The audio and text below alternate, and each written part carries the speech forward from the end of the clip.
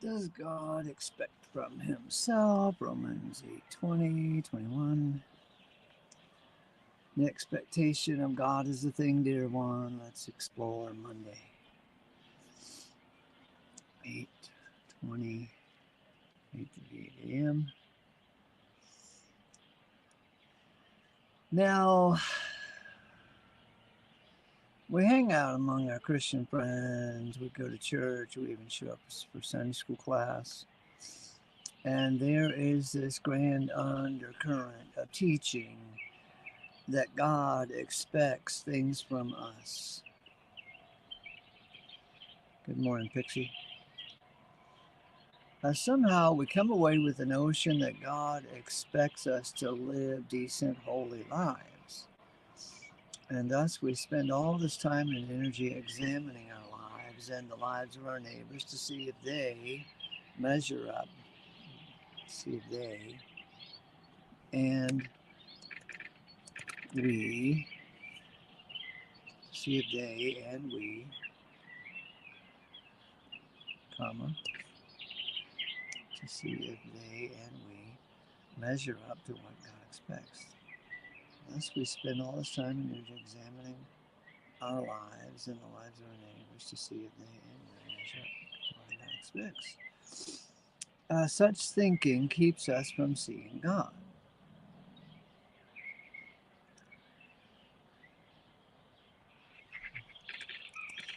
Too busy looking at ourselves to see God. The expectation of God, much like the faith of God, let me put that in quotes.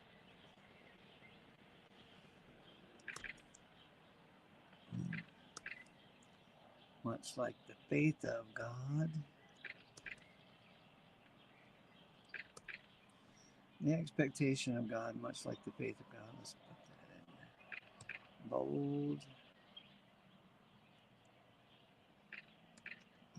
Much like the faith of God, are things we talk about, are things we don't talk about, really. The expectation of God, much like are things we don't talk about, not in any real sensible way. Sensible, substantial.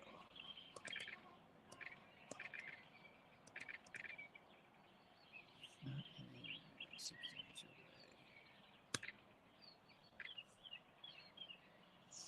What does God expect of himself?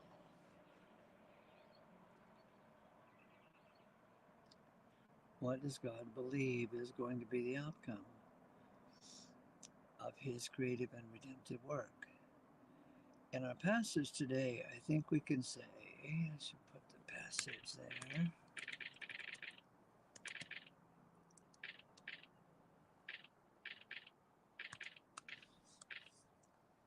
In our passage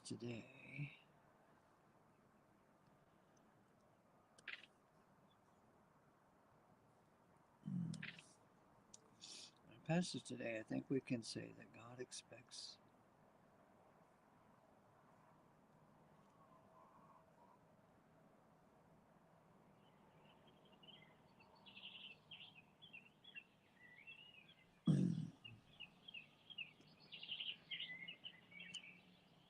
in our passage today, I think we can say that God expects his creation to be freed from the slavery of corruption into the glorious freedom of the children of God.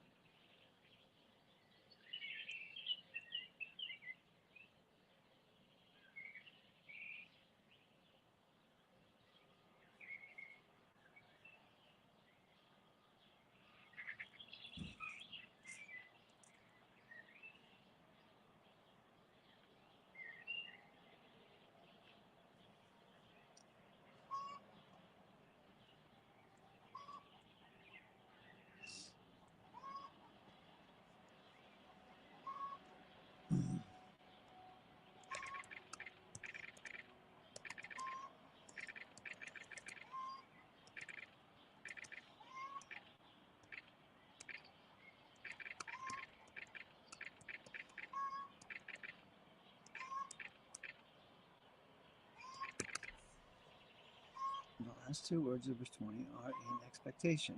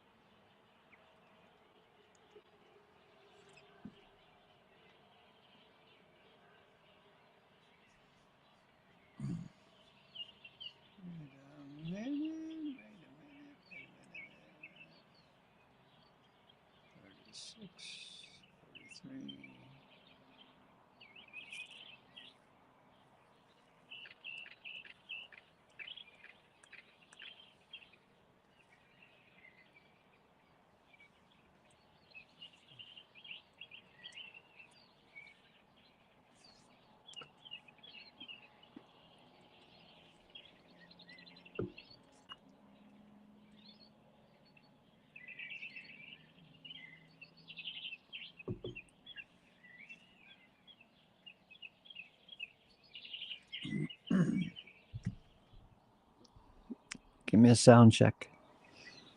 Sound check, sound check, sound check, sound check.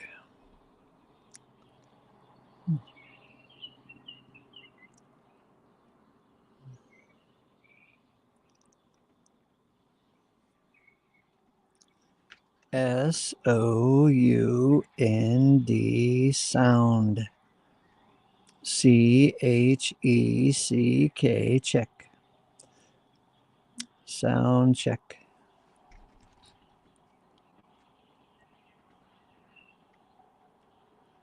I guess nobody's listening. Maybe I'll type it in.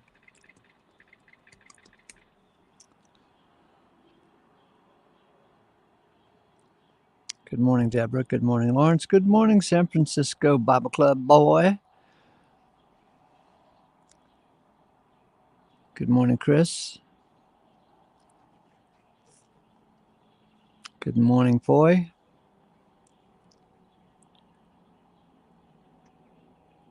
Lawrence, good morning.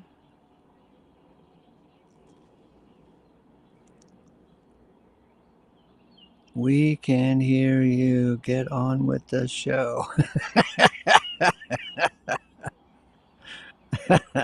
You're so funny. Thank you, Donna. Okay, what does God expect of himself?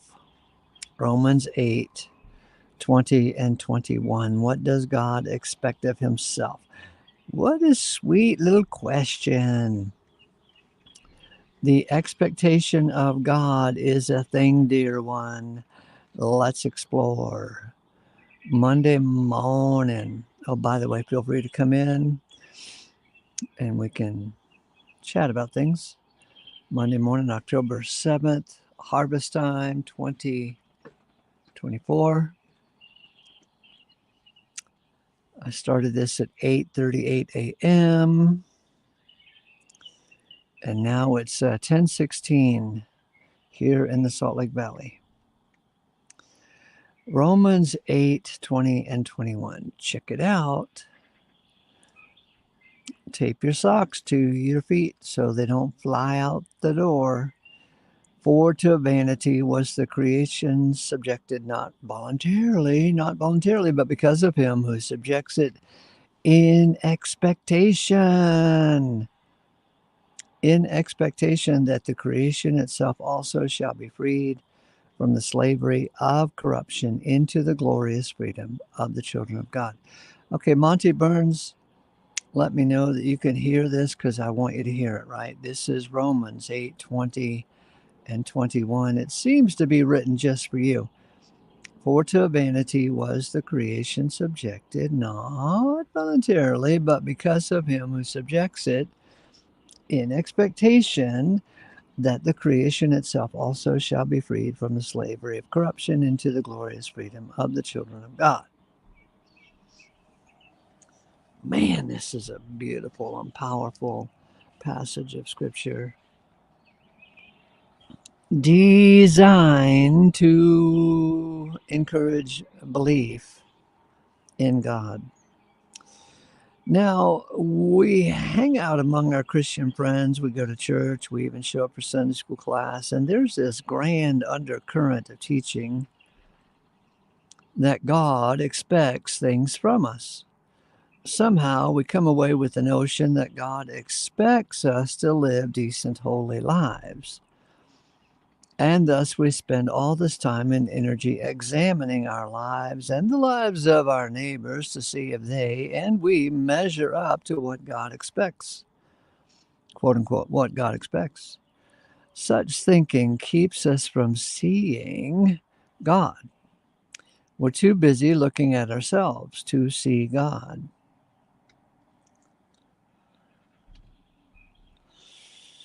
The expectation of God, much like the faith of God, are things we don't talk about, not in any real substantial way. What does God expect of himself?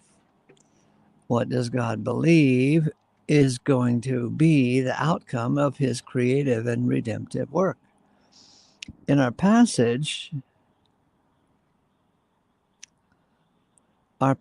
today, Romans 8, 20 and 21, In our passage today, I think we can say that God expects his creation to be freed from the slavery of corruption into the glorious freedom of the children of God.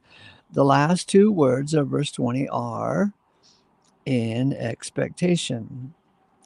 Side note, let's make that bold and underlined. Side note, the King James Version tells us about the hope, but the Concordant Literal New Testament uses the word expectation instead of hope. You see, hope was a fine word 400 years ago, but over the years, hope has been toned down in our common usage. If a woman is obviously pregnant, we say she's expecting. Many years ago, we might have said she's hoping for a baby. But the way the word hope is used today,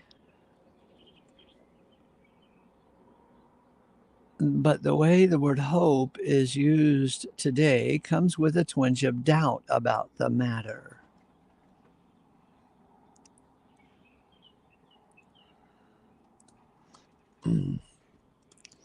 I hope it rains tomorrow.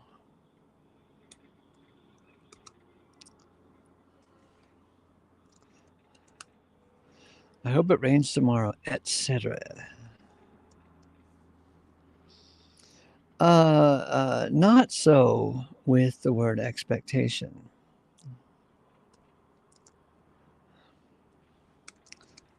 The way we use the word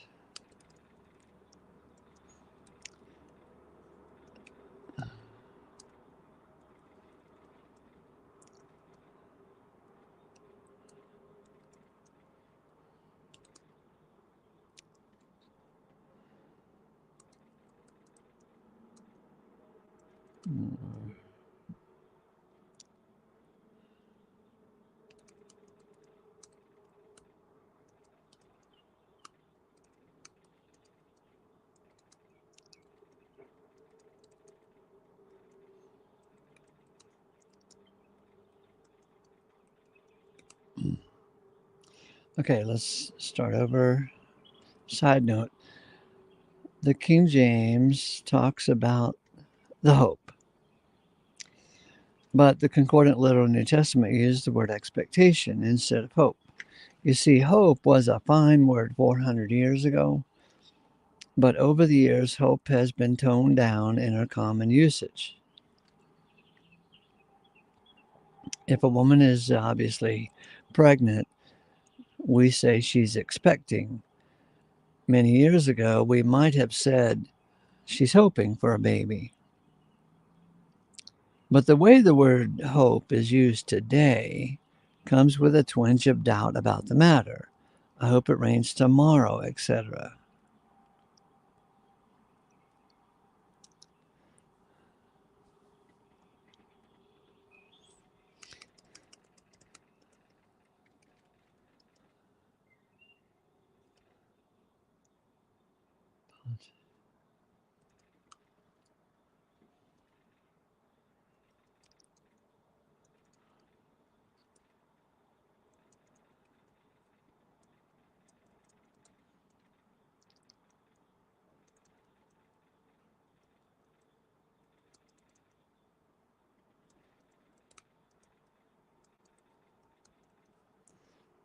Okay, if a woman is obviously pregnant, we say she's expecting. Many years ago, we might have said she's hoping for a baby, but the way the word hope is used today comes with a twinge of doubt about the matter.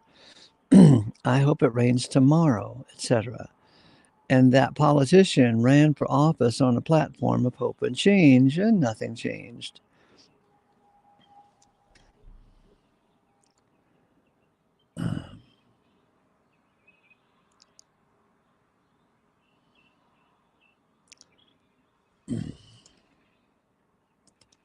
However, not so with our word expectation. However, not so with our word expectation. The way we use the word expectation is stronger, more of a sure thing than the way we now use the word hope. It's not that God is merely hoping for a good outcome. No, God is expecting a grand and glorious outcome. Romans 8:20 and 21. For to vanity was the creation subjected, not voluntarily, but because of him who subjects it, in expectation that the creation itself also shall be freed from the slavery of corruption into the glorious freedom of the children of God. When God subjected creation to vanity, he did it in expectation of the grand and glorious outcome. He was not merely hoping for the result, he was expecting it.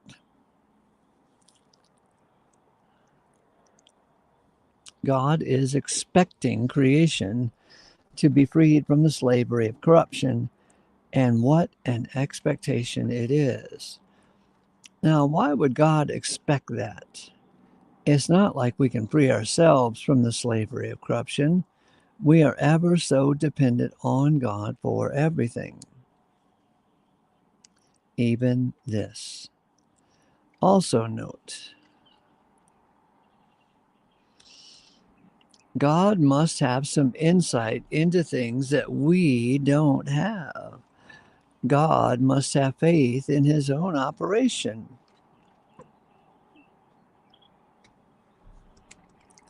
Don't you know? He must know what he is doing, and we may trust him. According to Romans 8:20 and 21, he seems to be doing it all. First of all, he subjected all to vanity. What was he thinking?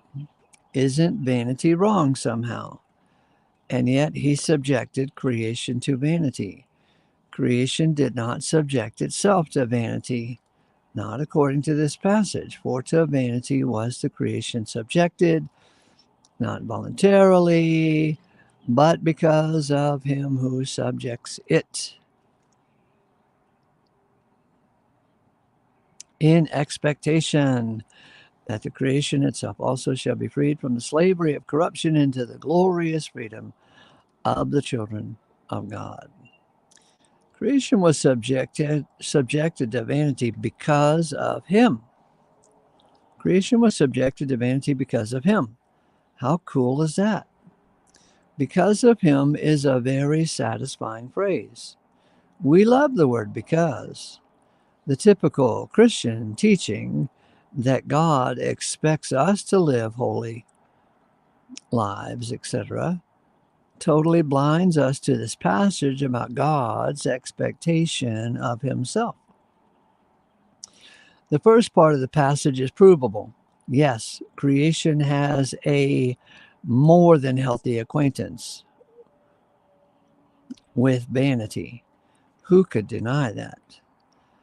And because we can believe that creation and vanity are so tied together, the rest of the verse is easier to believe and swallow.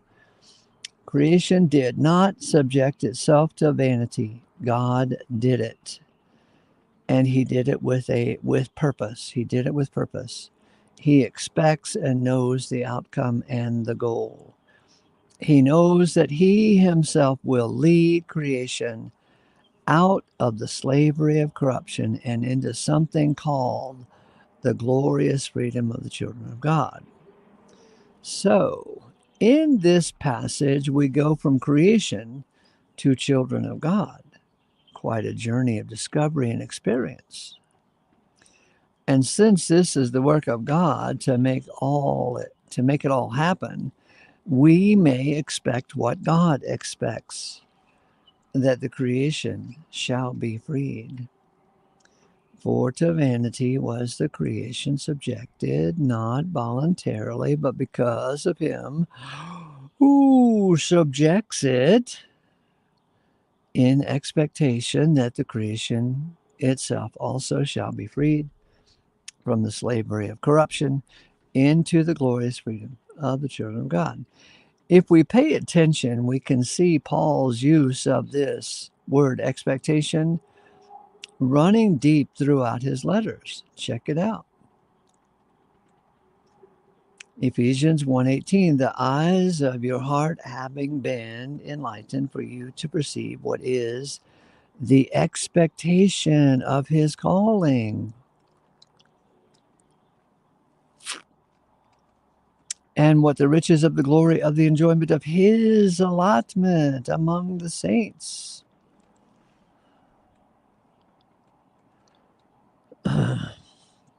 Here Paul says the Ephesian saints could understand the expectation of his calling. He says the eyes of their heart were enlightened about the matter, to the matter. Ephesians 1:18 is not addressing the expectation of our calling. Instead, it is revealing something about the expectation of his calling. What does our Lord Jesus Christ hope, quote unquote, hope to get out of this grand work of his? Let's get rid of the parenthesis on the cross. What does our Lord Jesus Christ hope to get out of this grand work of his on the cross? He expects riches. He expects the riches of the glory. And he expects to enjoy his allotment among the saints. And of course, his enjoyment of his allotment among the saints is just the beginning. Verse 12 in the same chapter says the saints are pre-expectant in the Christ.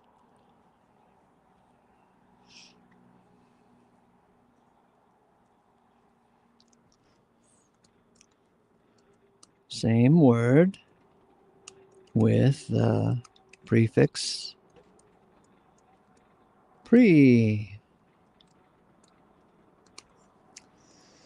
We learned from Hebrews chapter 1 verse 2 that eventually he will enjoy the allotment of all.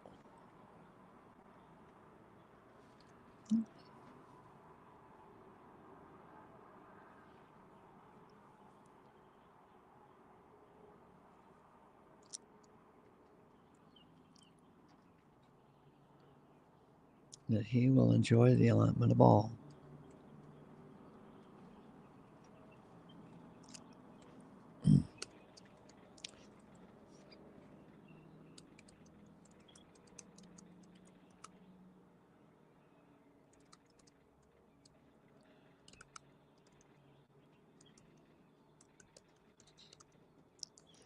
For now he is enjoying the allotment.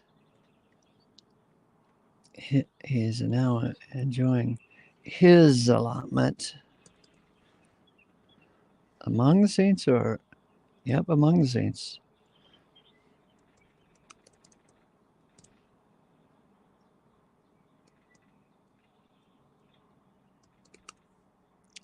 His allotment among the saints.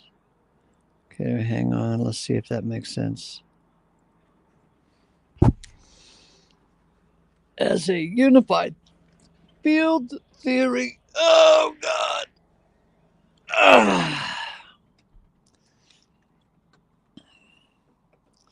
Here Paul says in Ephesians 1:18, the eyes of your heart having been enlightened for you to perceive what is the expectation of his calling and what the riches of the glory of the enjoyment of his allotment among the saints. Here Paul says the Ephesian saints could understand the expectation of his calling. He says the eyes of their heart were enlightened to the matter. Ephesians 1:18 is not addressing the expectation of our calling. Instead, it is revealing something about the expectation of his calling. What does our Lord Jesus Christ hope to get out of this grand work of his on the cross? He expects riches. He expects the riches of the glory. And he expects to enjoy his allotment among the saints. And of course, his allotment And of course, his enjoyment of his allotment among the saints is just the beginning. Verse 12 in the same chapter says the saints are pre expectant in the Christ. Same word with the prefix pre.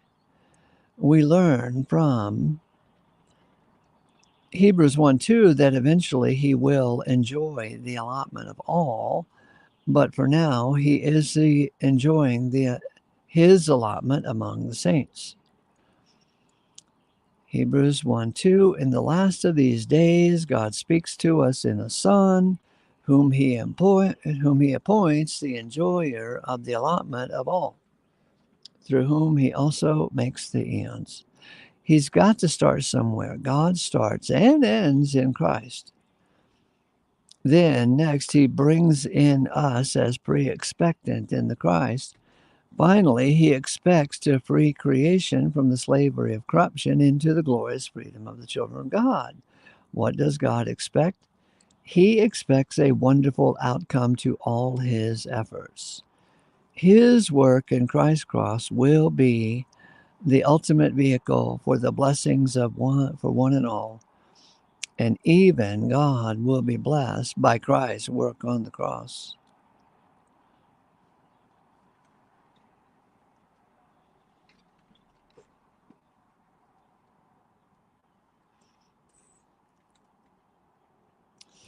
Pre-expectant hot dog. And don't forget, God was in Christ, conciliating the world to himself, not reckoning their offenses to them.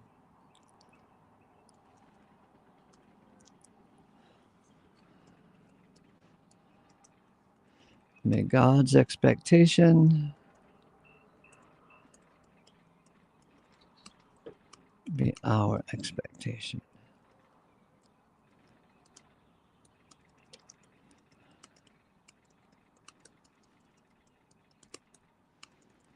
Let's see, 10:36 a.m.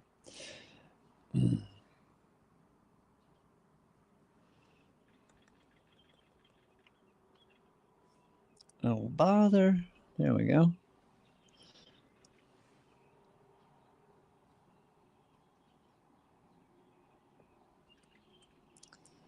Okay, there's your opportunity to come in.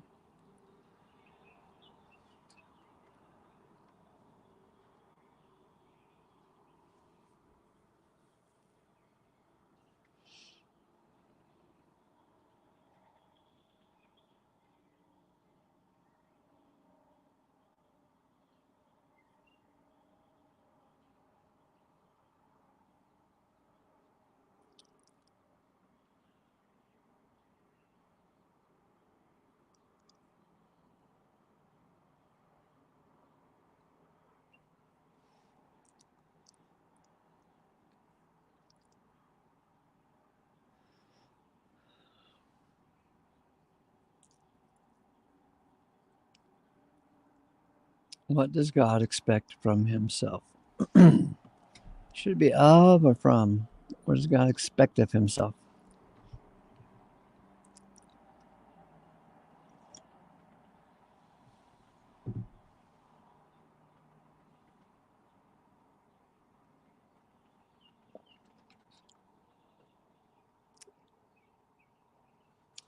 Boy, Morning. put my earphones on so I can hear you perfectly. And maybe we can sing to each other. Perhaps not. How are you, Ace? I'm fine. Nice to see you. Yeah, nice weekend of shows. I was Oh, yeah? able. Yeah, especially loved JG on last night. It was Yeah, nice to see. what did you pick up from that episode or that segment? He seems to be really trying to, you know, make a sincere effort to understand the, the lack of free will, isn't he? Uh-huh. Rather than just dismissing it and, going along the philosophy route. him engaging with Romans 1 was, interesting. But it's an attempt to see it from God's perspective, isn't it? The lack of free will. It's not to say that we don't have a subjective will, but that is subservient to God's greater will, isn't it? Yeah. Yeah, our will is not terribly impressive. You ever heard of a con artist? Mm-hmm. I think the fact that there are con artists proves that we have no free will. If somebody can pull the wool over our eyes and take all of our money and make us happy that he did it, what kind of will is that? The little, in our law, I'm sure it's the same in yours, that it's illegal to impersonate a police officer because of the power of authority figures have psychologically over people. Uh-huh. And confidence tricksters a lot of the time will dress up as doctors, as police, and so forth, won't they?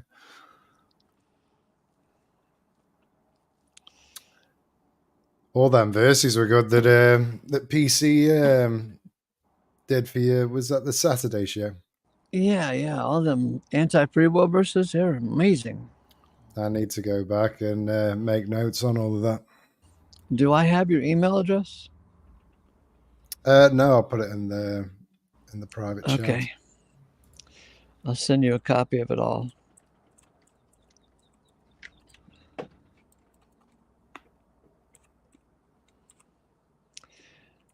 Maybe your English buddy will come in, Mr. San Francisco. Maybe he'll come in without his girlfriend, the AI.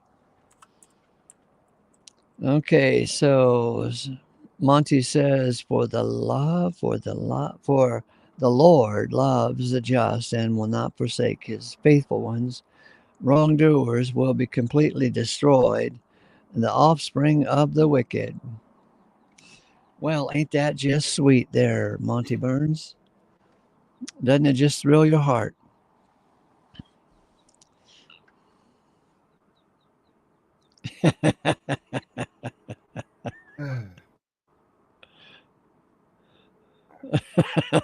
So I saw you shaking your head. It's this.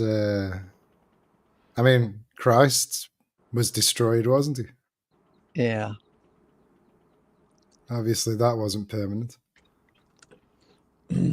That's right. Christ was destroyed. What do you make of that, Monty Burns? Hello, Nemesis Vegas. Are you here for love, Nemesis Vegas? Oh, yeah. So, Monty, could you address the idea that Christ was destroyed, completely destroyed? He, after all, died on the cross. And death is a serious thing. Destroy this body. Yeah. So, did you see the episode last night with me and Jill? I did, yes. JG was a wonderful palate cleanser. Because that stuff with Jill seemed to go on forever and ever. And didn't I say forever and ever enough? Once or twice. Uh-huh. Yeah, I was really getting down with the Jill doctrine of God burning sinners in hell forever and ever. That'll teach them a lesson they'll never forget. That's some good chastisement. Yeah, that's what we all want, is good chastisement. He's got to punish him for not receiving a present that he didn't give them. One thing that kind of thrilled me about Jill was that he said that they have no chance to be saved. That was so cool.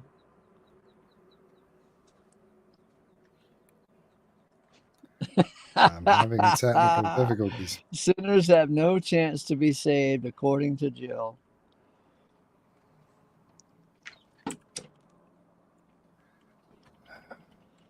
There we go. For some reason my monitor just cut off. Sorry about that. What did you say? I said, Jill said that sinners have no chance to be saved because they are predestined from before the foundation of the world to go to hell. Isn't that cool? That just warms the heart, don't you think? Yeah. The limited love of Calvinism.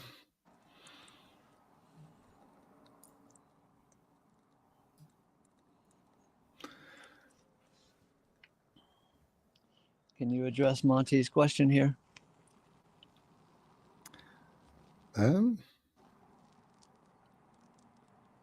would say ultimately it's God's will that Ace hosted this show today, much in the same way as it's God's will that you've been led here, Monty.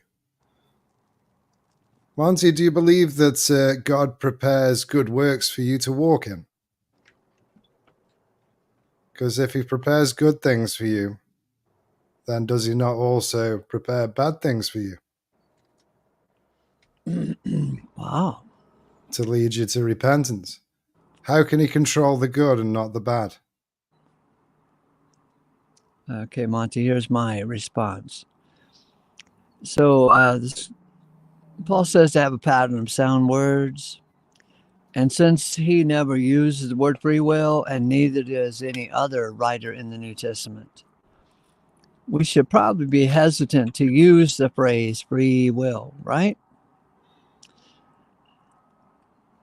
So what if you drop that word free out of there and just say, hey, Ace, how can you have a will to do the show today? Yeah, okay, I can have a will to do the show today. My will was to do the show today. I admit that I had a little reluctance of doing the show, but part of my will overcame the other part of me, and thus we have a show. But yeah, so if you're going to love the scriptures and use the scriptures and match your own vocabulary and lingo and phraseology with the scriptures, knock it off with this invented man-made word free will, and you will do better in understanding the revelation of God. Free will is not a thing. The human will is a thing. And if you want to get a real good grip, Monty, on every aspect you need to know about the human will, then spend some time in Romans chapter 7. That chapter talks about the human will more than any other chapter of the Bible.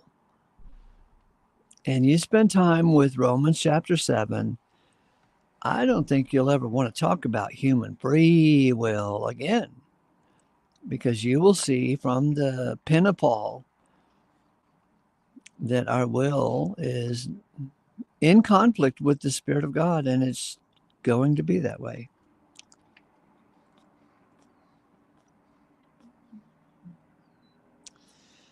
So when you guys use the word free will, you're inventing a word, and you're also inventing the definition of the word. And I've tried to get all of you free willers to define the word, and you're real slippery on the matter. None of you will admit to any singular definition of free will. And the best I can get out of you guys, after distilling down all of your prittle prattle, is that free will is just random. The outcome of it is random. And God has nothing to do with it.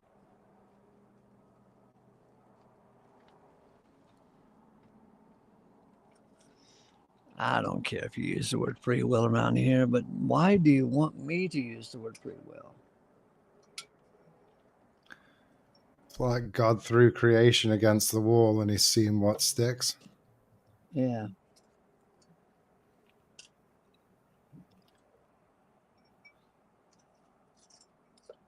Do I have to use the word free will in order to go to heaven?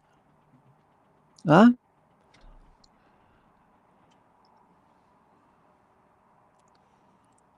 And it was, so why would you be so insistent that I use the word free will? Okay, you want to read the essay to me, Foy? Yeah, gladly. Okay. What does God expect from himself? Romans 8:20 to Isn't that a 21. hell of a question? Mm. Don't you think that's a great question? Yeah. We're usually so focused about what God expects from us. Yeah. The expectation of God is a thing, dear one. Let's explore. Monday morning, October 7th, harvest time, 2004, 8:38 a.m. Romans 8:20-21. For to vanity was the creation subjected, not voluntarily, but because of him who subjects it, in expectation that the creation itself also shall be freed from the slavery of corruption into the glorious freedom of the children of God. Now we hang out among our Christian friends, we go to church, we even show up for Sunday school class. There is this grand undercurrent of teaching that God expects things from us.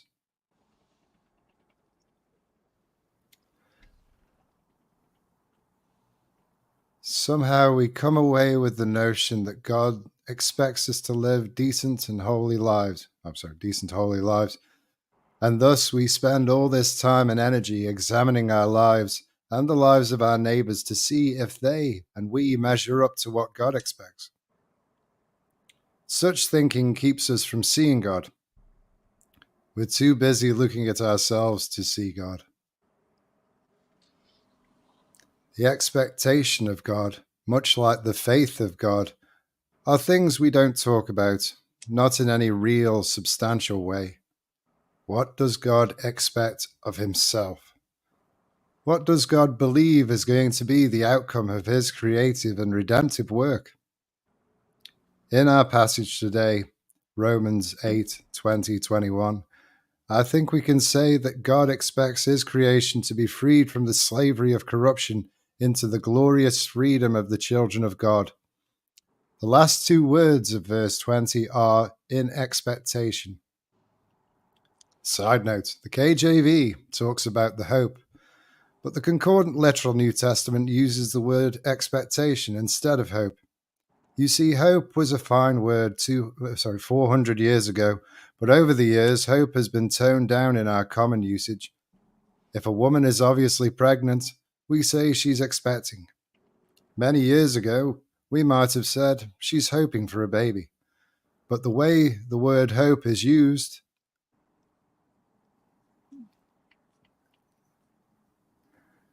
today, comes with a twinge of doubt about the matter. I hope it rains tomorrow, etc.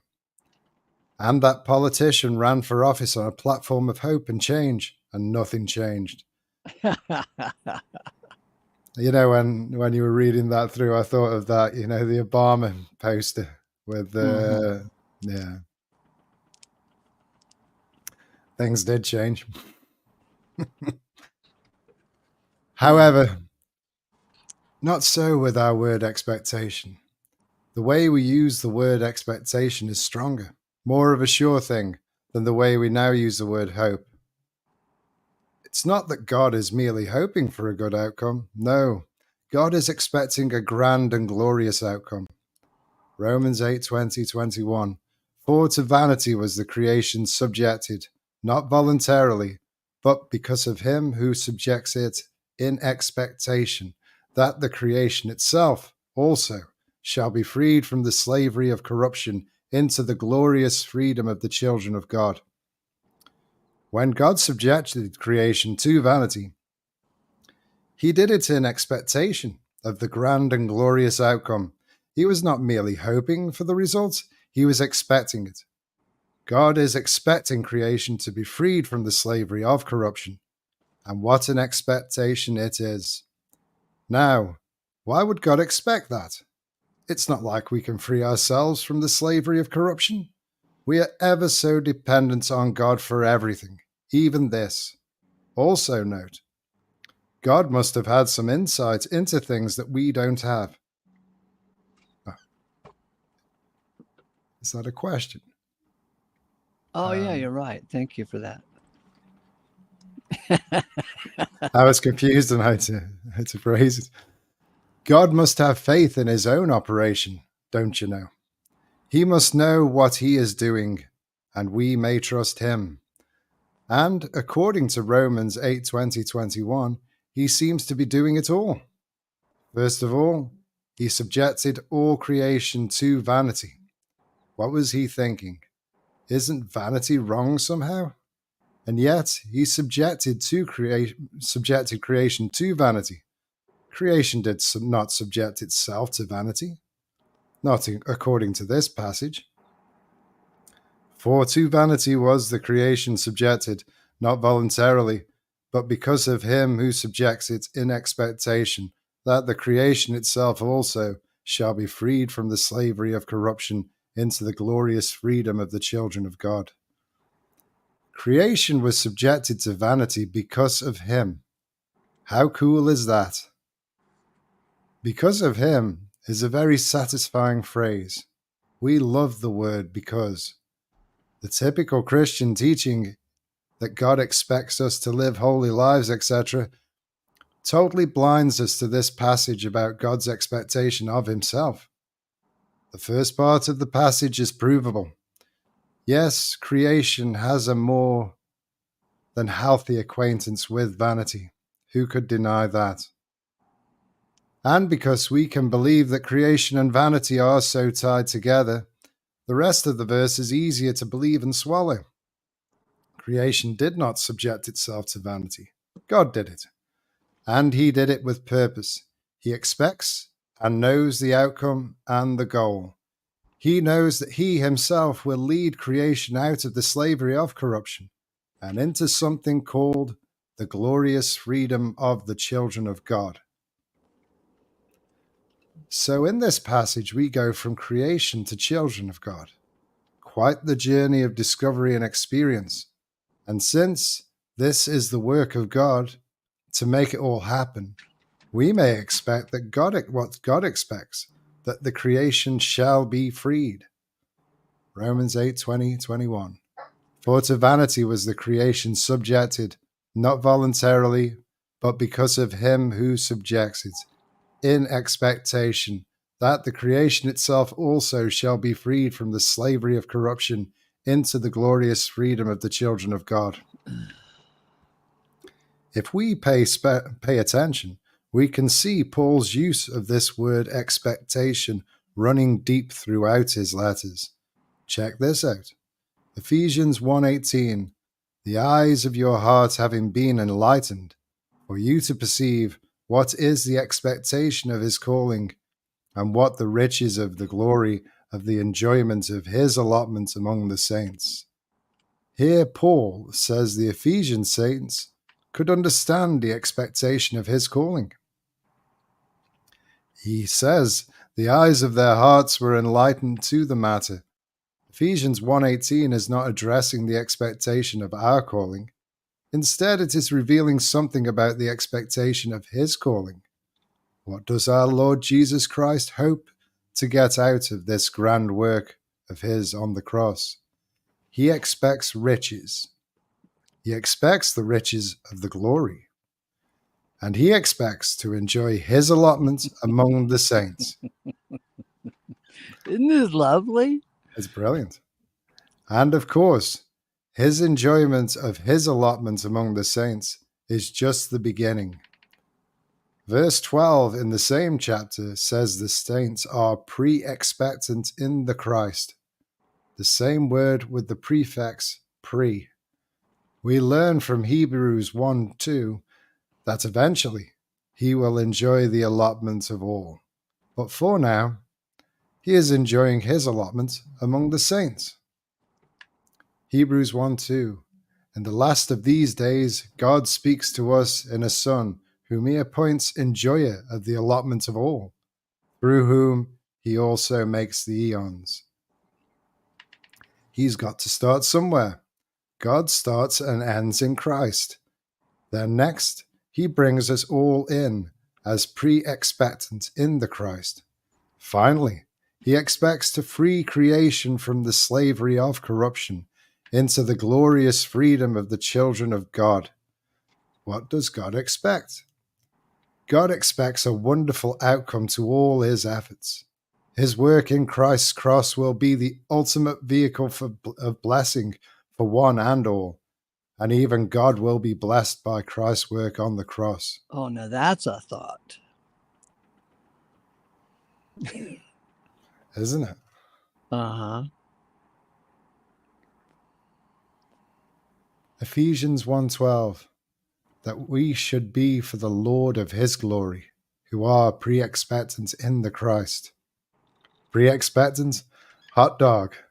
And don't forget, God was in Christ, conciliating the world to himself, not reckoning their offenses to them. 2 Corinthians 5:18-21. May God's expectation be our expectation. Grace to you all. Ace. Wow. The vanity stuff makes you think of Ecclesiastes, doesn't it? Oh, yeah. I thought that was a cute little phrase. Isn't vanity somehow bad? And yet God subjects us all to vanity. What's he thinking? I think vanity is a little bit like vain in the modern parlance, is like used for narcissistic tendencies, whereas in the biblical sense it's more like pointless, futile, isn't it? Well, that's a good point. I'm still on the the psychological trauma that I went through back when I was 25 years old. I went to a ballet at a theater. I couldn't believe it, because I grew up blue collar, trailer trash, beer drinking uncles and cigarette smoking parents. And, we never had a vanity display like that. And those people were up on stage in tutus and up on their toes, just basically saying with nonverbal communication, look at me, look at me, look at me, look at me, look at me, look at me. It's I'm a very working class individual as well, and I can remember it never really dawned upon me until I went to Kensington in London as a young man, and seeing the way that people looked at you. I wouldn't like to have been. I'm happy to have been like from the lower rungs of society rather than born into wealth and privilege. It's I married a girl who was born into wealth and privilege, and oh my God, she was so much a pain in the ass. She only wanted two things in life. You want to know what they are? She wanted more, and she wanted something else. Isn't that funny? Yeah. It's they have expectation too, don't they? Of everything. Yeah. At the time, we got into a big yelling match out in the front yard, right? So all the neighbors could hear it. And the takeaway of that yelling match was we lived in a very nice house, but we were renting the house, right? In Santa Barbara, California, one of the most wealthy cities in California, right? We lived in a nice house, and we were just renting it. But she wanted to be a landowner. And I remember her screaming, "I want the American dream." What? Oh, dear me. What's wrong with wanting the American dream? Okay. And not everybody can live in Santa Barbara. Right.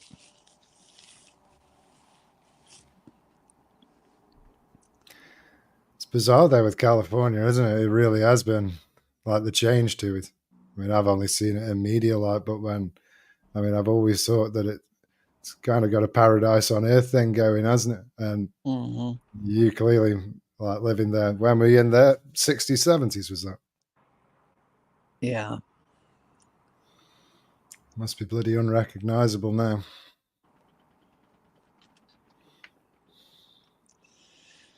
Yeah, her father was a lawyer from Marin County, which is a hotbed of wealth there as well.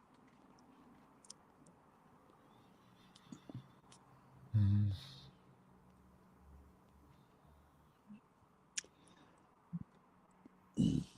And it's wonderful, the way God works things out in people's lives, and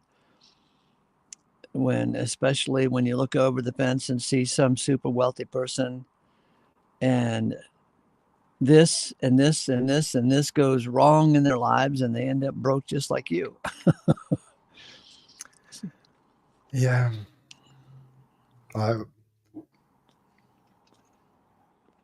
You guys have like dynasties over there as well with like your Rockefellers and your JP Morgans and the like, but ours go back like hundreds of years, and like we have stately homes over in the UK, and a lot of the time these heirs just can't afford their upkeep, and they end up like destitute. It really, houses rise and houses fall, don't they? Mm-hmm. And that's a hell of a testimonial that they inherit all this wealth, but the wealth costs money to maintain. Hmm. And they're not talented enough to create an income stream and be like an entrepreneur. They're a trust fund baby.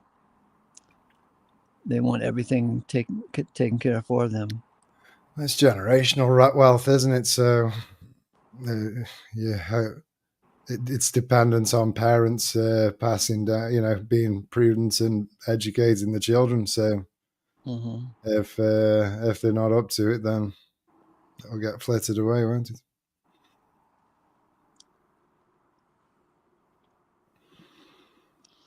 So, boy, no matter what happens in the economy, you and I go from beans to beans. Hardly anything changes. No, I don't need much to make myself happy. An internet connection and a book or two, and I'm good. What are you reading these days? Mainly, I've been trying to. I mean, mainly spiritual stuff, the Bible, obviously. Been trying to get into into some of the other essays on the Concordant website, but I just keep going back to the epistles. To be honest, I've heard you mention on a stream the other night, not yourself, but somebody brought up Crime and Punishment. I think it might have been Rasmo. That's on my bookshelf as well, but it's so much easier to just read an epistle than it is to And one fun thing about Paul's letters is that it's like a time capsule, going back in time and saying, well,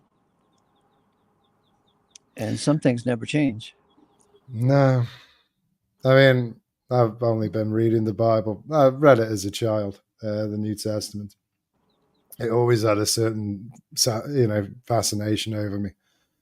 We were handed Bibles at school. It was I had a moderately secular upbringing, but like we still had I'm 7 years older than my brother, and when I went to school, we were all issued with Bibles. We had prayer in school, and by the time he went to school, there was none of that.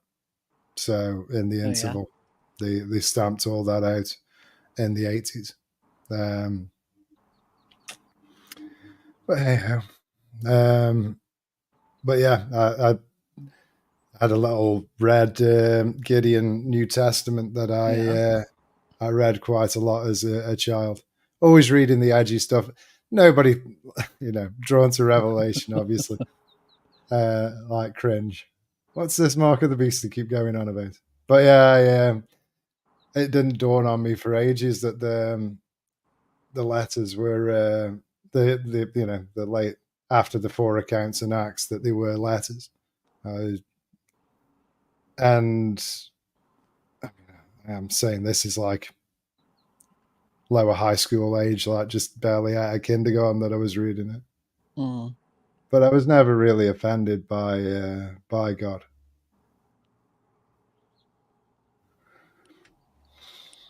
You were not offended by God? No. I guess God is not doing his job with you then. He better hurry it up. And when I went through my puberty, I got pissed off with him. me and my father had quite a tempestuous relationship. He was having a tough time at school, and I was having a tough time at school. He was having a tough time at work. And San Francisco, Monty's just said, did they tell you about the doctrine of hell? I don't know if he's talking about me, but you would have to have your head buried so far up your own arse to not realize that hell is preached more than bloody resurrection. Of course they do. I think the problem is that we're so steeped in tradition, aren't we? That everybody's got an image of hell as everybody's got an image of heaven, and neither of them who measure says up. hell was preached more than the resurrection? I'm saying, and I'm saying that in like modern culture, most Christians. Oh, modern culture, Yeah. I'm not saying that, like, you look at them people who go to preach at pride parades, you won't see resurrection on them placards that they hold up, will you? It'll all be turn and burn, repent or perish.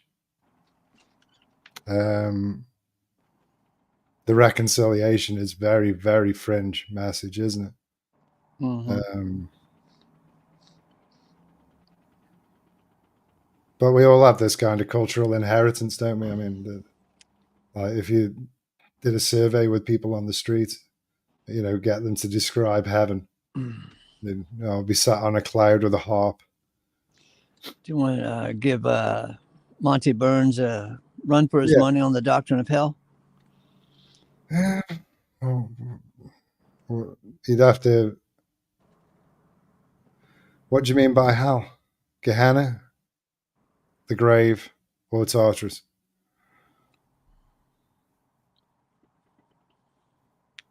If it's Gehenna, I'd say it's temporary. If it's the grave, I'd say it's temporary. If it's Tartarus, I don't think it's got anything to do with it.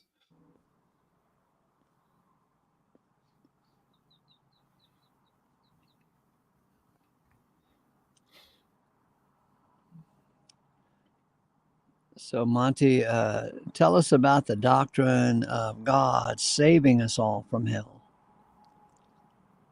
That would be a cool doctrine. How does God save us all from hell?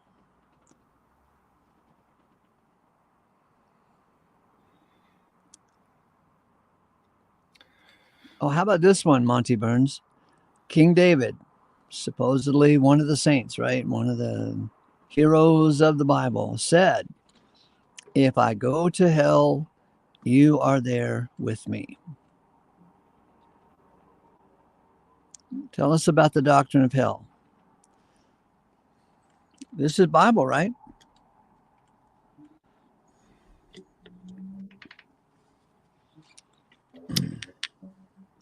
if all the works of man are vanity, ultimately pointless, and like God is a contrast to us, then none of his works are vanity, are they? None of his works are vanity? Oh, and say God does Sweet. anything pointlessly.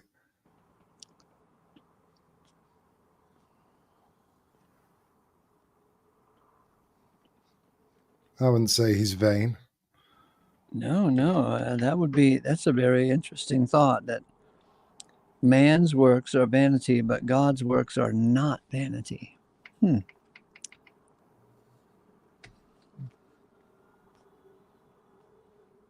So there's a point in everything he does. And after all, what do you do with this one, Monty? For to vanity was the creation subjected, not voluntarily. Does that speak to your beloved free will, Monty Burns? For to vanity was the creation subjected, not voluntarily, but because of him who subjects it in expectation.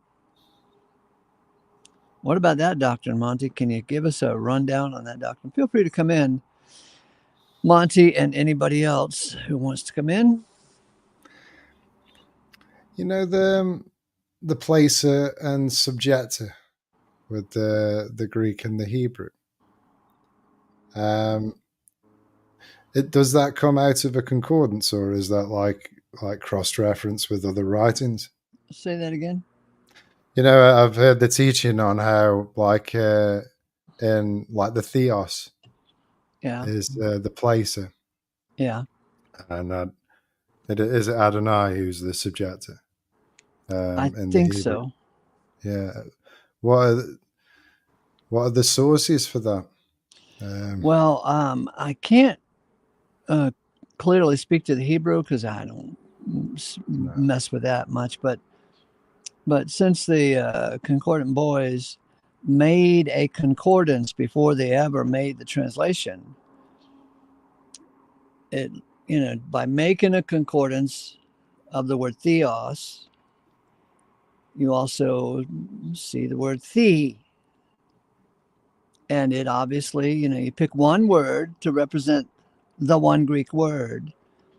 And you can see that the is place and theos is placer. Because every time the word the shows up, even regular Bibles use the word place. Is that where we get the from in English? The what?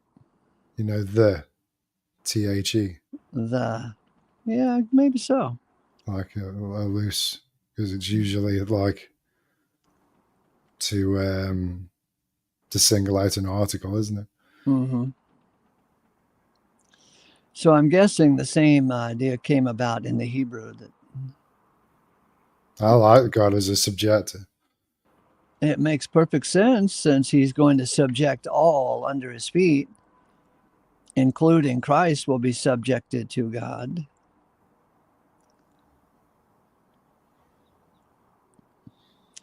And Monty Burns has said some time ago that he didn't like it that the Concordant version says Paul was a slave of Christ or a slave of God. It kind of insulted his sensibilities. And he wants it to go back to Paul as a servant of Christ and a servant of God, as if to accommodate his free will notion. But slavery and subjection are intimately tied together. It doesn't sit well with our modern worldview, does it? Right. We're so used to slavery being a great evil. Well, it's been politicized. Vote for me, because I'm with the Lincoln Party, and we abolished slavery, and we're cool. There was a note left on the show yesterday from one of the brothers who's upset that Paul, in his writings, didn't condemn slavery. So I quoted something from 1 Corinthians where Paul says, that if you got a wife and she wants to leave you, don't be worried about it because a brother is not enslaved in such a case. Ah, You got to what? be you got to be a slave of something, though, haven't you? And I I know think we're all slaves of getting up and going to work in the morning. hmm, We're slaves to unplug that toilet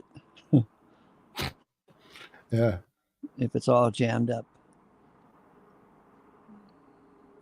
but it's his it's one of God's great metaphors, isn't it? And furthermore, it's like it's been a standard of human civilization going back 6,000 years plus.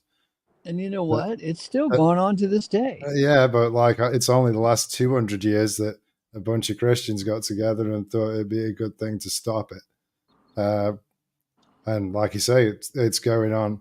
I mean, illegal immigration leads to a lot of like undocumented workforce, doesn't it? Who I mean, just become an underclass. look at the typical pimp with 20 women under his subjectorship. Aren't they actually slaves? I'm a sex worker. I'm not a slave. Especially when you get into trafficked girls as well. Good grief. Right.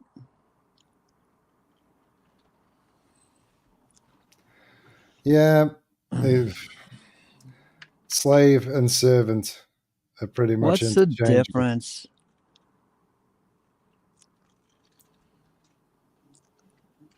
Just a I matter mean, of pride, I guess. I'm a servant. I'm not a slave. I could walk out of here anytime. Oh, can you?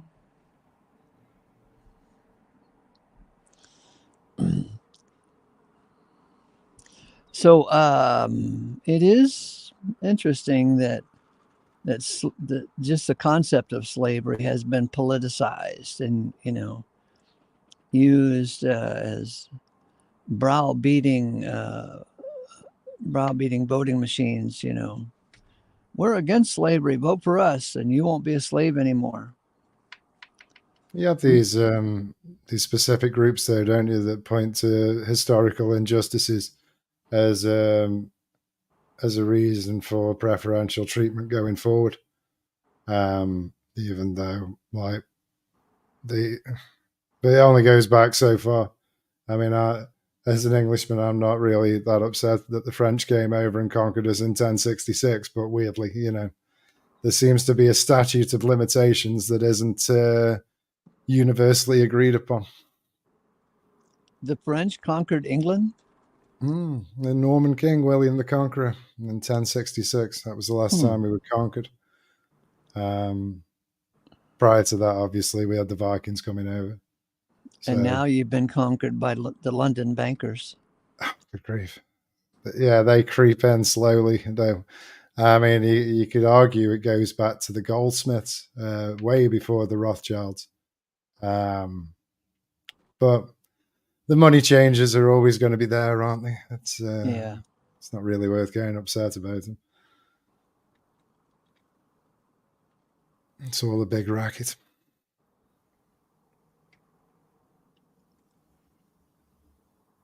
But yeah, it was William the Conqueror who actually outlawed slavery in the UK. Well, in England. Oh yeah? Yeah, he put it was accidental. He didn't do it on any great love. He upon conquering, he said that he had the Magna Carta commissioned, which was like William the Conqueror wrote the Magna Carta. Yeah, probably under gunpoint. No. It was he commissioned the Doomsday Book on the Magna Carta, and one of his decrees was that like anybody who owned slaves would owe him the monarch like a levy, a fee for every slave that they owned, which in no short order de facto ended slavery in England forever. Oh, so people got rid of their slaves so they wouldn't have to pay a tax on the slaves. And then you had a peasantry class sprang up in the place, like the plebs, essentially, who were just de facto slaves, but technically free men. In other words, hope and change, no change. Yeah, it's kind of like the robber barons that you had over there. Like, but the barons were like they were like the bannermen for the ruling monarch, so they would occupy like states and constitutions, and whenever it was time to go to war, they were they made the vows to the king and off they went. But yeah, no rights over the land. It's only really been in the last 100 years. Like you spoke about the American dream. Like working class blue collar people have never really had the right to own land over here until like 100, 200 years ago. We had like in the Industrial Revolution. We've still got working cotton mills that existed like since the 18th century, where they would have young like children, orphans, and they would send them to like untangle blockages in these massive cotton mills, and these kids would lose arms, limbs, all kinds of stuff, and it would never, they'd never stop production. It was just like, oh yeah, we got another crippled child. The horrors of the Industrial Revolution, if you look into it, it's proper grim stuff. You know what ended child labor laws? What's that? Child labor. It wasn't the goodness of the politicians who cared about children. It was the labor unions who didn't want the competition. They didn't want competition from child labor. These kids coming over here taking our jobs. Exactly, yeah. So they established a minimum wage law, right? And so the minimum wage that you can pay is X amount, right? $10 an hour, just for conversation's sake. Well, a kid is not going to give you as much per hour in productivity as a skilled man. So the minimum wage laws put an end to child labor. And then the actual minimum wage law in this country was created because there was some furniture manufacturers in New England who were pissed. No. Let's see how it went. Oh yeah, let me get the story straight. I got to remember. It was some senators in New England who were pissed that some furniture manufacturers were going to move down to North Carolina to take advantage of cheaper labor down there. And so these couple of senators passed a minimum wage across the country to eliminate these furniture manufacturers from going down south. They wanted them to stay in New England so they could reap the tax money off of them, right? When was this? 1930s. I was going to say, yeah, because unfortunately, like your labor movement, your union movement stopped with, like we have certain benefits with, say for, like how you get like vacations over there. Like it's standard over here that people have like 6 or 7 weeks paid vacation a year. And I think that with the Red Scare, all that like stopped happening, didn't it? Because it demonized unions for good or for ill. Well, the unions, they're not pure. Good grief, no. They're looking out for themselves. And it turns out that every time they jack up the minimum wage, the first thing that happens is a whole lot of people are fired because they're not that productive. So if the minimum wage is $10 an hour, and I hire a mentally retarded kid to sweep my driveway for $5, and it's worth it to me to pay him $5, but I'll go to jail if I get caught because I didn't pay minimum wage. Well, I'm not going to hire him for $5, so he is unemployed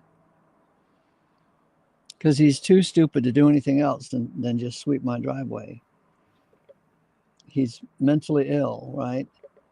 And so I just go out and sweep it myself instead of risking hiring some kid to do it for $5 instead of 10. So it creates a dynamic all of its own. And so at the McDonald's hamburger store, you keep jacking up that minimum wage for the guy who makes French fries.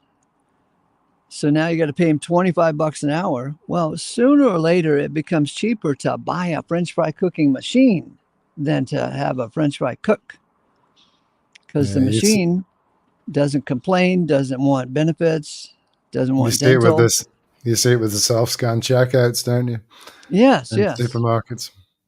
In fact, you can see it in old movies, in like movies from the 1930s. They had an elevator man who would ride up the elevator with you, and he would push the button, right?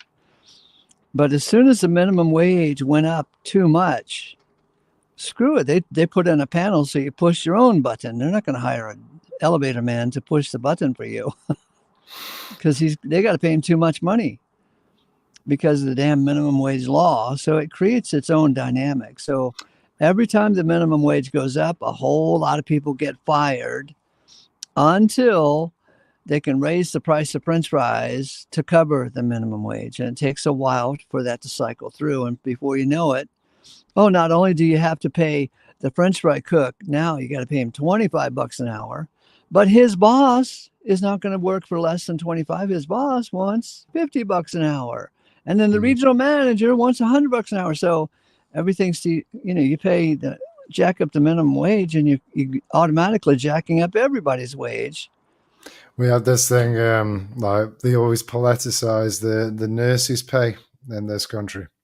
Oh. So say we just came through the pandemic, you'll get left-wing politicians who will clutch the pearls on television and say, "Oh, isn't it disgusting that a student nurse is only on like $22K a year?" And it's like, yeah, but the key word there is student. And if you make like the student nurse on like $26K a year, then the fully qualified nurse, her money goes up, the senior nurse money goes up. Like you say, it's a domino effect, isn't it? And those people who get let go, who get priced out on minimum wage jobs, end up on Social Security, so the taxpayers footing the bill anyway. Right.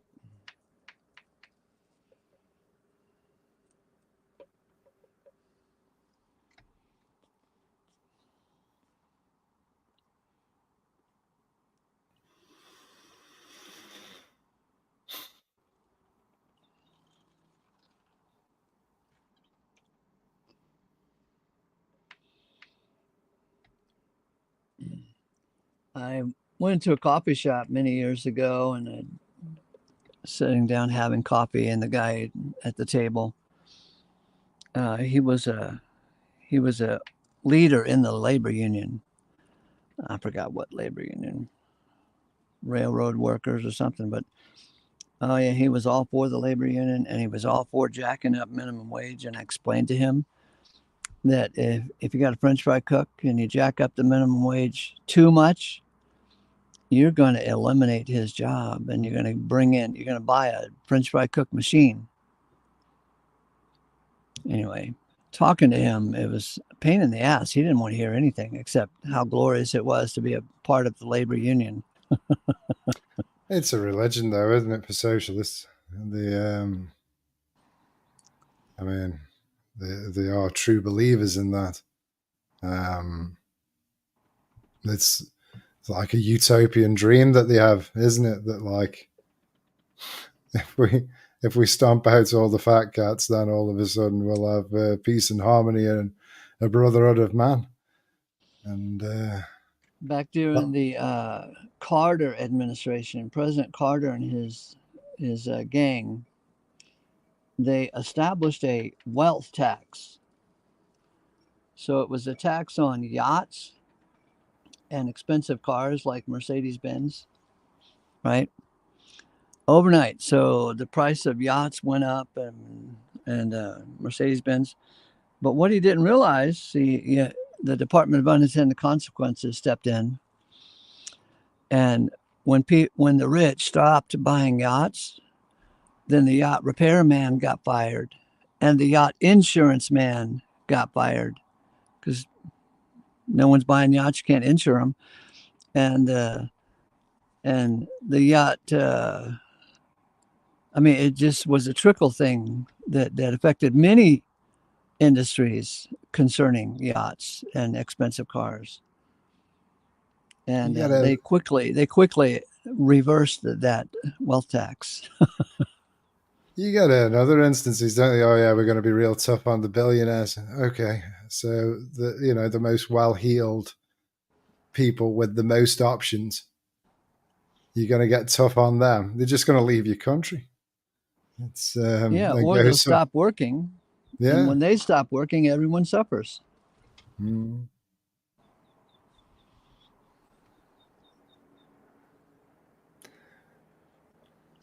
But when you speak to those, I've know a father who's he's a public servant, and he's very well employed by the state. Where he has a very decent income. He'll have a spectacular pension, and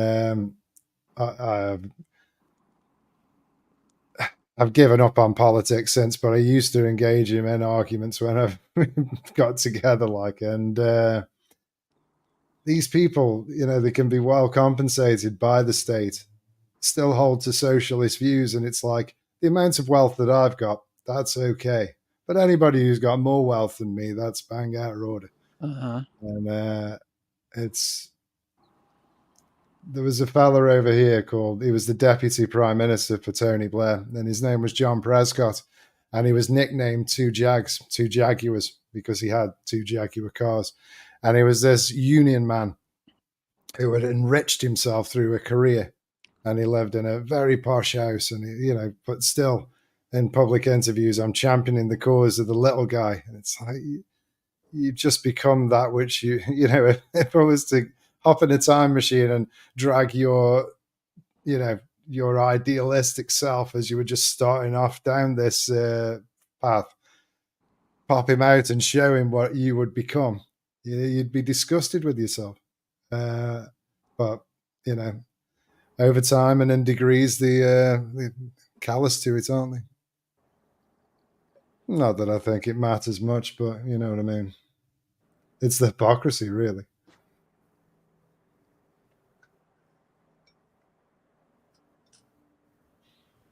Mm.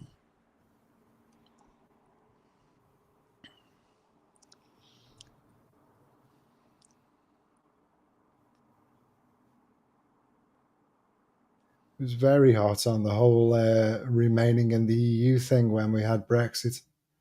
And did Brexit ever get passed? Nothing. The problem in this country that we have is that, there's a big thing between privatization and nationalization. So, we have these state institutions. Take the railways, for instance. We have private rail operators, but the taxpayer pays for the railways. We have private energy companies, but the taxpayer pays for the national grid. So we end up in we've got a tradition in this country of having a worst of both worlds. We'd be better off if it was just fully nationalized or fully in the private sector. And I said when Brexit was happening, this is just going to be another one of those instances when we get none of the benefits for being in the EU and none of the benefits for being out. We'll just have this kind of limbo right situation, and that's what we've got. Because nothing really changes.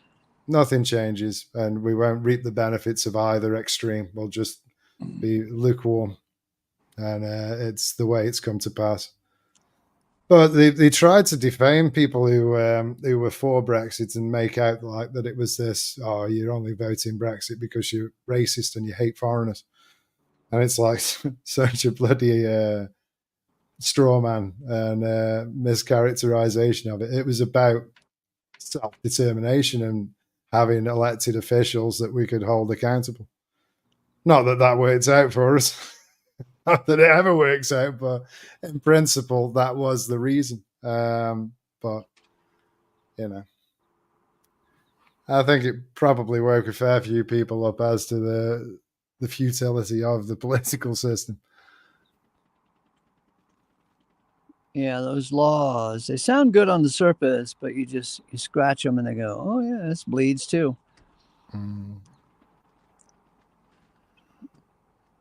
You know, every time there's a hurricane, the subject of price gouging comes up.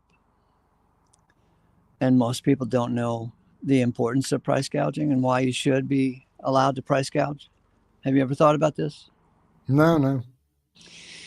Well, price gouging is used a lot during hurricanes and disasters because some guy comes along, there's no water in the whole town, right? And so he's selling bottles of water for $100 a bottle, right? And they say that's price gouging. You only paid $1 a bottle. Now you're selling it for 100. Or he might sell it for $10 a bottle. He might sell it for 12. Doesn't matter. They accuse him of price gouging, right? Well, price gouging is important, and it actually helps people during those emergency times because there's no water in the whole city. Where did this guy get these bottles of water? He drove 300 miles away, 4 states over, with his own truck. He drove through broken bridges and gangs on the street. You know, he had to dodge around the gangs, and he risked his life to go get those damn bottles of water, and he brought them back and he sold them for a profit. And if there, you know, if you didn't allow him to do his business of price gouging, well, then nobody would have water. But now at least people can have the choice of spending their money on water or lumber or whatever. And they can drink water and rebuild their house with the lumber and so forth because somebody is bringing in these materials at a great cost to themselves and their lives and their livelihood.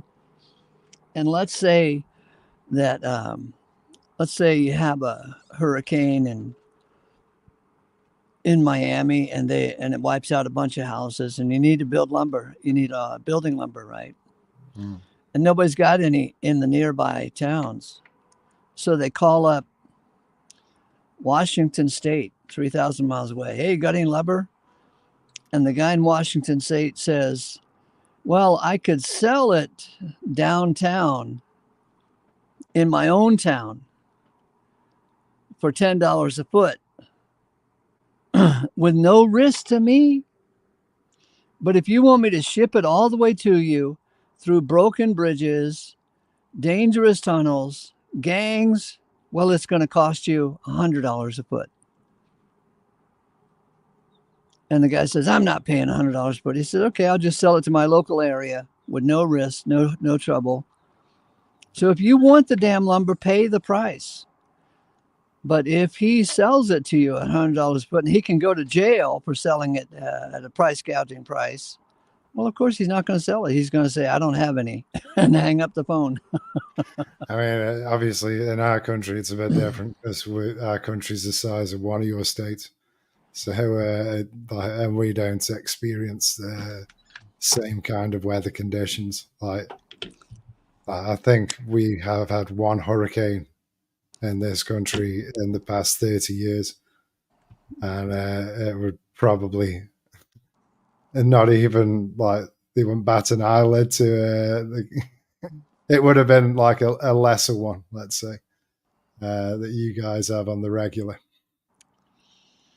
So, in a similar vein, I remember reading the story of this coastal town in France. And the town was backed up right against the mountains, right? And the whole town was very dependent on shipping imports to supply the town. Well, one day, this bevy of pirate ships camped right in the port there, and they demanded a lot of money from the town. And so there was a standoff between the town and the pirate ships. And the town was running low on food and supplies. Well, some entrepreneurs, this was a couple of 100 years ago, right? Some entrepreneurs hiked through the mountains over to some distant town, and they purchased some supplies, and then they brought it back and they charged a decent profit to sell it to the townsfolk. And the mayor of the town created a price gouging law, and these entrepreneurs would be thrown in jail, maybe executed, if they sold these goods at this jacked up price. So guess what the entrepreneurs did? They said, Stop. fuck it. We're not going over to the mountains and risking the time, money, and energy and our lives if There's it's got going to to be an piss off incentive. the mayor. So guess what happened? The town had to surrender to the pirates. Were they the Barbary pirates? Probably. Yeah, they was like, we had about, in Europe, there was about 100, 150 years of North African pirates plaguing the seasides of North European countries. Yeah, there was 100 years where the fishermen just wouldn't. They gave up fishing in this country. Oh, yeah. It was that bad. Because the pirates are so numerous. Yeah, they carried off millions of Europeans into slavery around about during the time that the slave trade, the transatlantic slave trade, was going on. Europeans were getting enslaved by North Africans at that very same time. Yeah, I thought it was interesting, though, that the damn mayor didn't realize what he was doing when he forbid price gouging. Short-sighted, though, isn't it? There's got to be an incentive to risk, hasn't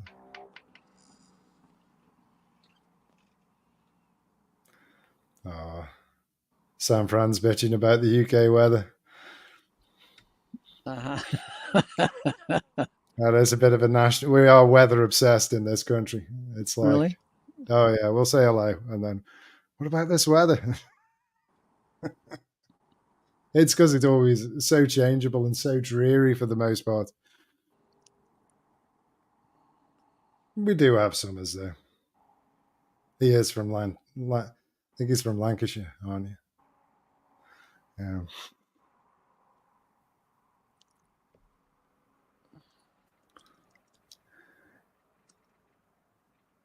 Yeah, you might want to. Ooh, heck. What? Nothing. Yeah, I screwed up there, huh? Oh, no, Becky. I did it myself the other week. I'm not particularly fussed.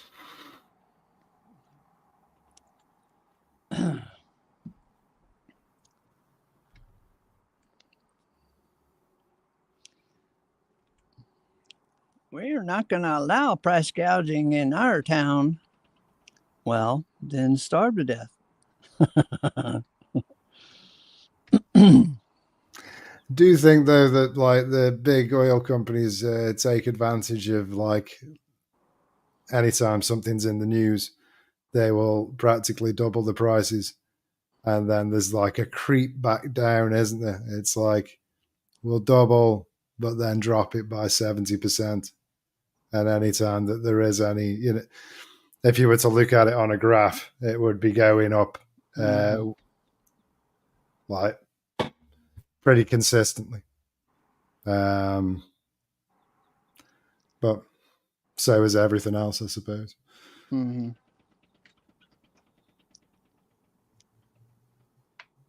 every time there's a hurricane here. You can count on the newscasters to say, "Oh my God, a hurricane just hit this city and the poor are most affected." As if the hurricane would hop over the rich house, and only attack the poor house and the trailer parks. Oh yeah, and poor don't have the means to help themselves, do they? You know, But yet they do more to clean yeah, up and rebuild. they have to. If you're rich, you can just move somewhere else for a bit, can't you? And Mm-hmm. wait for it all to blow over. Literally.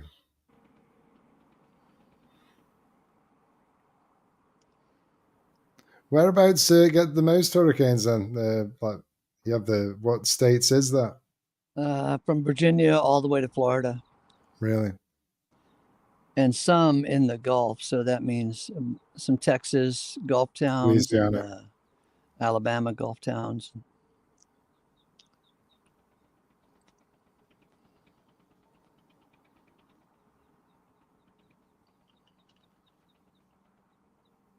Now, I remember about 5 years ago, we had a slight tremor, and our news, like an earthquake tremor, and our news went absolutely bloody hysterical about it. Oh yeah. I mean, blink and you'll miss it. It's the slightest little like wobble. Um, and they were talking about it for weeks. I think, Mm-hmm. like, don't you think 24-hour news has been really, really, really bad for people? You don't have to watch it. No, no, but I just mean that, like, when I was a kid, you had the news at 10, and then, people would watch the evening news, and then, it'd be a few stories of misery followed up with some cute animals in a zoo, and then that'd be it. That's your news for the day. Uh-huh. And I think that, like, the constant news narrative, like, and constantly trying to keep your attention with misery and from all over the world, it's been a burden for a lot of people. I go around to see my parents and they'll have the 24-hour news on. I'll say, "What are you watching this for all day? You're going to drive yourself crazy."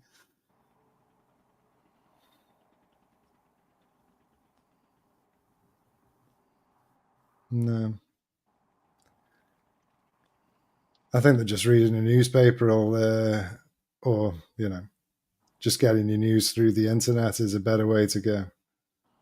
Constant, because it's like Yeah, the, and so when you watch the news at 10, what news are you watching? It's what they want to talk about. They don't tell you what's happening in Argentina no, no, no. It's or curated, isn't it? yeah. And it gives the illusion of, oh, he's well informed. Uh-huh. It becomes a source of pride for people, doesn't it? I think it's more interesting to see that, like you say, what's going on in Argentina, the things that aren't widely reported. Uh, the internet's been brilliant for that, but I don't know how much longer will have it in its current form. Every generation that comes, in the last 12 months, the BBC, the main BBC channel, BBC One, of the license fee payers, which is optional, but the majority of households do pay a license fee out of ignorance. 70% of those watched BBC One. And 12 months later, 50% of those homes watched BBC One. So they pretty much lost, a third within 12 months. And I just think that it is a politicized channel, but I think the trends of people like turning off broadcast television is more and more. And the more that becomes a thing, the more they're going to muscle onto the internet in order to try and regulate it. Don't know how they're going to go about it, but So you said William the Conqueror taxed slaves. I remember years ago reading about the Tsar of Russia put a tax on beards. So if you had a beard, you had to pay a tax. So then everybody started shaving. And whenever a new tax comes down the pike, I always think about the Tsar of Russia. It doesn't matter what the tax is; they just want some excuse to tax. Well, I would say climate change is the ultimate one of that. They've Yeah, worked out that's a a way. beard tax in disguise. They've It's worked just out an a way. excuse to tax. Worked out a way to tax the weather. Tax Mhm. people for the weather, I should say.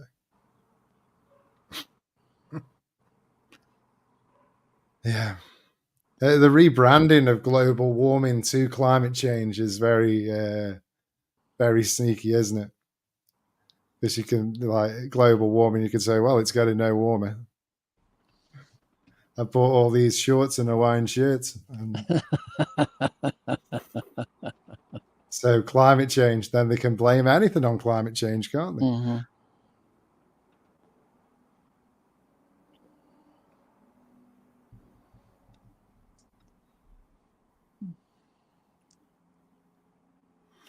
I am on board with. I mean, if they decided tomorrow that they were going to like outlaw all plastics, I would be bang up for that. Funnily, that hasn't happened yet. Wow, that would change everything. A lot of people would be unemployed in the plastic industry. They'd have to move over to the glass bottle industry again. It would change the dynamics of everything. Foods would spoil at the grocery store because they're all wrapped in plastic.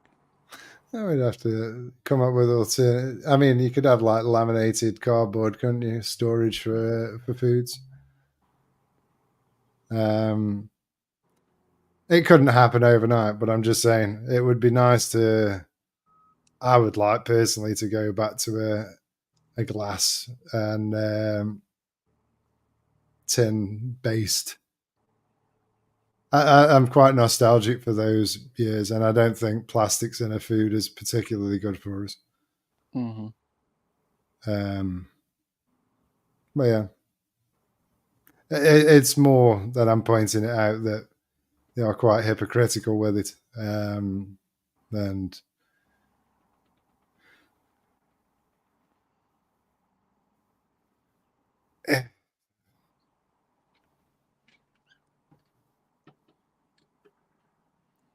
it just pisses me off when you see all these activists. We have it over here, and like, I don't know if you saw the story. We've got an activist group called Just Stop Oil in this country, and they go Just stop around oil. Just Stop Oil, and they go around vandalizing works of art. So, say for instance, Van Gogh's Sunflowers. Mm.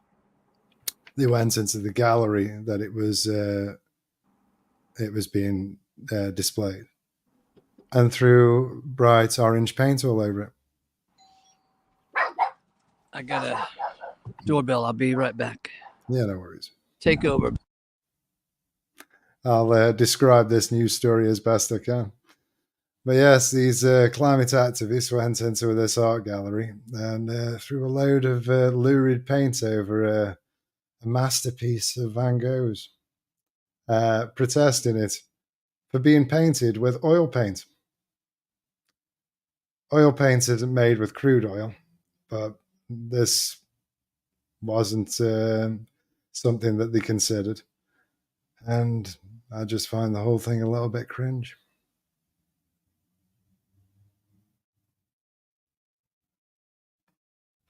They also glued themselves to freeways to disrupt traffic and just get in the way and create a nuisance to themselves.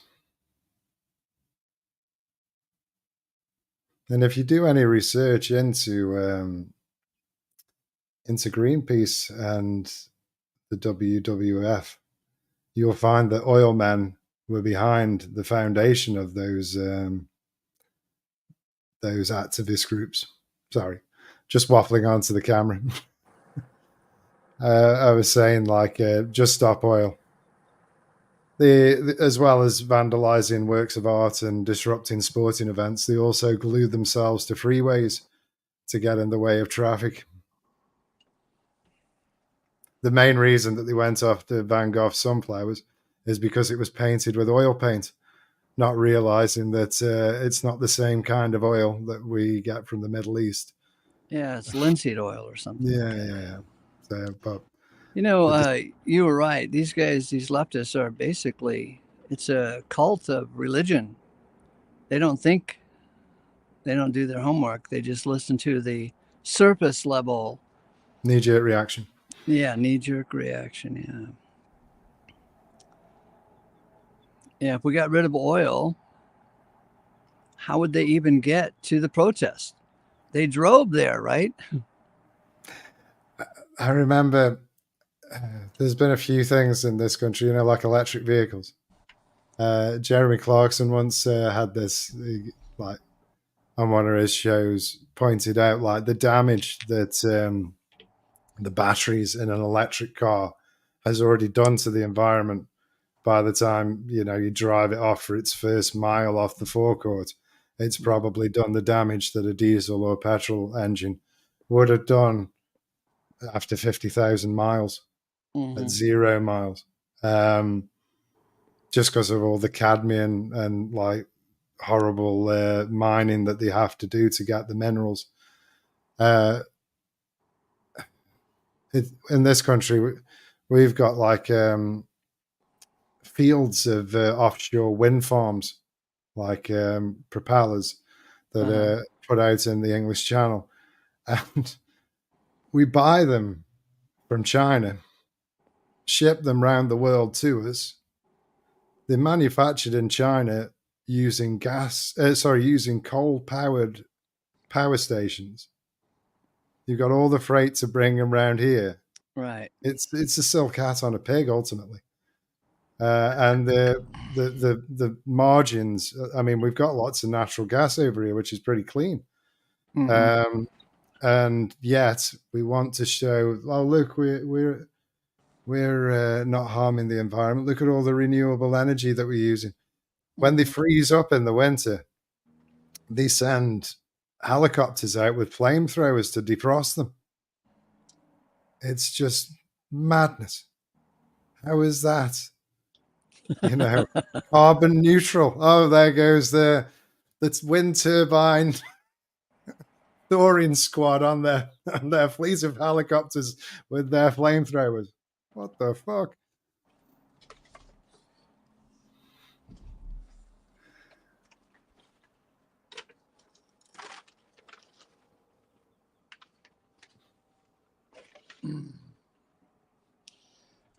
There's so much we just don't know.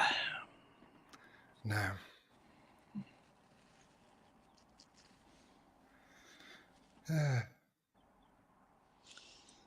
But okay. A lot of it. We're wrapping up, are we? Say what? Are you wrapping up? Yes, I is. Cool. I could do with playing. Thank you, boys and girls, for looking over my shoulder while I put this thing together. About, what was it about? Oh, yeah. For to vanity was the creation subjected, not voluntarily, Monty Burns, but because of him who subjects it, in expectation, Monty Burns, that the creation itself also shall be freed from the slavery of corruption. Slavery? Monty, there's that word slavery. From the slavery of corruption into the glorious freedom of the children of God. God's glorious expectations. So here's the after show link. Feel free to come in, and I got a half a cup of coffee left. We'll enjoy each other's company. Grace to you. And share Romans 8:20 and 21 with some Christians today. See if they catch on to the big picture. Bye for now.